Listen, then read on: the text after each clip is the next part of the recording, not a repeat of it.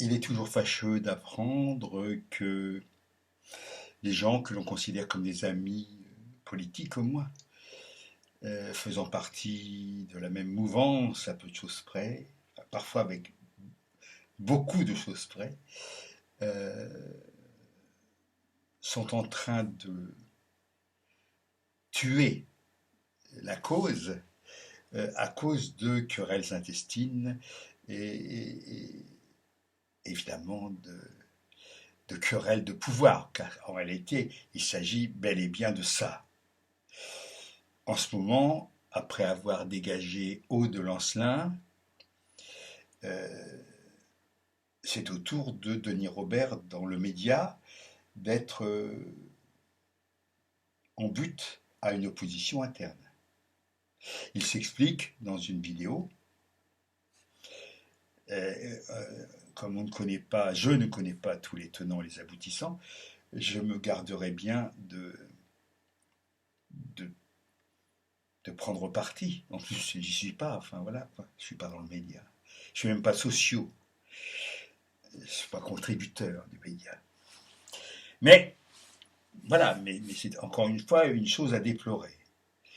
Je vois dans Discord le site, enfin le logiciel Discord, et avec où il y a un certain nombre de groupes comme ça qui existent et euh, qui vont dans le sens de la contestation, de la réflexion sur le pouvoir, sur l'instauration d'une sixième république, tout ce qu'on veut, tout à fait positif, sauf que, tôt ou tard, ou là aussi, on s'aperçoit qu'il y a des dissensions plus ou moins graves avec des gens qui sont bons, qui reviennent, des gens qui font de l'entrisme, etc., etc.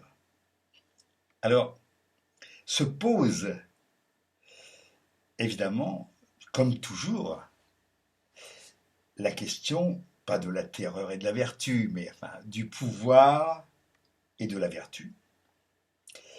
Se pose la question euh, de la liberté, notamment la liberté libertaire,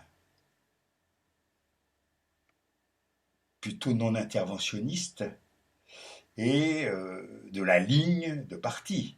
Enfin, c'est l'éternelle discussion entre les anarchistes libertaires et, on va dire, pour faire simple, le côté lénino-staliniste. On est toujours un petit peu dans cette problématique-là. Alors, il y a des solutions. Enfin, il n'y en a pas 36, il y a des solutions. Dès l'instant où on établit ensemble une règle du jeu, liberté de proposer, de proposition, évidemment vote après discussion, et lorsqu'il y a vote, avec évidemment la possibilité de déterminer le cadre. On décide d'une action, on décide de quelque chose, d'un projet, d'un statut, de n'importe quoi. Il faut qu'il soit limité dans le temps. C'est indispensable. Sinon, on aboutit à des associations qui ont des présidents quasiment à vie. Hein, on le voit dans la vie associative et même dans la politique. On voit des gens qui sont là depuis des années, des renouvellements. C'est très bien quand ils sont bien, mais des fois c'est un petit peu. Enfin, puis même il faut de temps en temps rebattre les cartes. Donc c'est une question, au bout du compte, de vertu civique. On s'engage, il y a une décision collective qui est prise, on s'y tient. Même si au départ on était dans l'opposition. Il y a une idée, je ne suis pas d'accord avec cette idée, d'accord, mais il y a un vote, et finalement il y a un consensus ou une majorité qui se dégage. Bon, la vertu civique consiste à accepter ce choix qui a été fait collectivement, à la majorité, à l'unanimité, tout ce que vous voulez. Enfin, l'unanimité, c'est pas possible. Enfin, ça peut exister, la fausse unanimité, parce que certains n'ont pas le courage de leurs opinions. La vertu civique aussi exige le courage de ses opinions. Sinon, il n'y a pas de vertu civique. Si on est attentiste, il n'y a pas de vertu civique, il y a pas de possibilité d'avancer. Donc, il y a une règle établie collectivement, pour un temps, pour une durée donnée, on s'y tient, et si au départ on n'est pas d'accord avec l'idée proposée, on joue le jeu loyalement. On joue le jeu loyalement. Ça a été décidé ensemble, d'accord.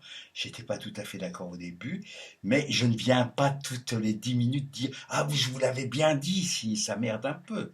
C'est complètement inutile. On attend l'échéance, d'accord. Il vaut mieux pas que l'échéance soit trop loin. Il vaut mieux pouvoir changer de direction relativement vite, mais pas non plus tout le temps. Enfin, on voit bien les écueils. C'est facile à comprendre. Mais ce que je reproche à beaucoup de mes camarades engagés dans des groupes, etc., euh, c'est qu'il manque un peu de vertu civique, cher à Robespierre. Le chantage à la démission, si on fait du chantage à la démission, il vaut mieux démissionner, hein, carrément, hein, mais pas démissionner puis revenir, puis repartir. Puis... Non, c'est épuisant.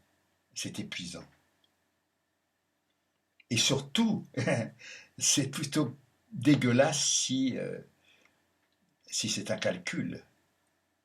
Je fais semblant de démissionner, voilà, mais on me supplie, et je reviens, et chaque fois c'est pareil. C'est un manque de vertu civique, disons-le, disons-le. Moi j'ai beaucoup démissionné, hein, mais démissionné vraiment. Et puis étonnamment, j'ai beaucoup démissionné quand, bon, voilà, parce que j'ai du bagou, parce que j'ai des idées, on me confiait le pouvoir, dont je ne voulais pas. Moi je voulais le pouvoir collectif. Donc j'ai souvent démissionné pour ces raisons-là. Je veux pas être votre chef, votre gourou. Non, ça ne m'intéresse pas. C'est contraire à mes opinions. Je suis anarchiste. Je veux pas du pouvoir. Je veux d'un pouvoir collectif, réfléchi, intelligent. Mais je veux pas qu'on me confie les clés du pouvoir. Je n'en ai rien à foutre. Ça ne m'intéresse pas d'être avec des gens qui démissionnent de leur responsabilité et de leur pouvoir et qui confient ça à un seul type. Non, ça m'intéresse pas du tout. Voilà, c'est simple. Mais apparemment, c'est compliqué pour certains. Je reviens toujours à l'exemple de Krishnamurti, évidemment, de Krishnamurti qui avait un job du tonnerre de Dieu en tant que Messie présenté comme tel et qui a dit non, non, il n'y a pas de Messie, quoi. La vérité est un pays sans chemin. Ne comptez pas sur moi pour jouer ce rôle. Ça ne m'intéresse pas. C'est pas ça la vérité. La vérité est un pays sans chemin. Voilà. Alors, dans cette espèce de désert, et en même temps qui est plein, plein, plein de...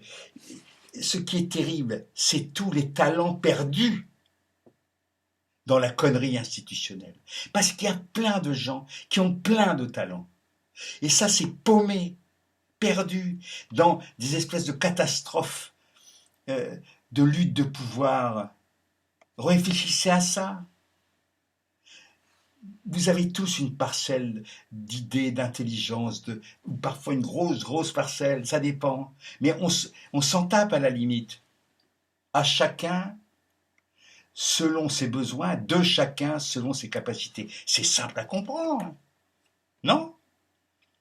Ce sont des évidences, mais que plein de gens ne voient pas. Vous êtes à l'intérieur d'un groupe, on met au point ensemble une règle, on s'y tient pour un moment donné, et on joue le jeu. C'est bien plus intéressant de voir des choses se mettre en place, s'échafauder, devenir concrètes, que de se taper sur la gueule de façon, vous savez, à fleur et moucheté, hein, on ne dit jamais, ou alors dans un moment de crise, et dans ce cas, on coupe, on casse tout. Ben, il faut éviter ça. Voilà. Oh là là, maintenant mon ordinateur fonctionne beaucoup mieux, donc je suis beaucoup moins je suis beaucoup moins figé qu'il y a quelque temps. C'est très bien.